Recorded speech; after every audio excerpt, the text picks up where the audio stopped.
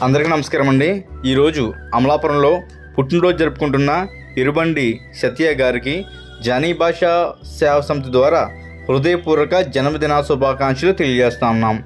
ఇలాంటి పుట్టినరోజులు మరెన్నో జరుపుకోవాలని, ఆ దేవుడు ఆశీస్సులు ఎల్లప్పుడూ ఉండాలని మనస్ఫూర్తిగా కోరుకుంటూ, మరి సత్య గారి పుట్టినరోజు సందర్భంగా అమలాపురంలో జానీ భాషా సేవా సమితి ద్వారా పేద ప్రజలకి అన్నదానం చేయమని వాళ్ళ హస్బెండ్ గారు పవన్ గౌతమ్ గారు కోరగా, ఆయన కోరిక మేరకు ఈరోజు అమలాపురంలో సత్య గారి పేరుతో పేద ప్రజలకు కూడా అన్నదానం చేయడం జరిగింది.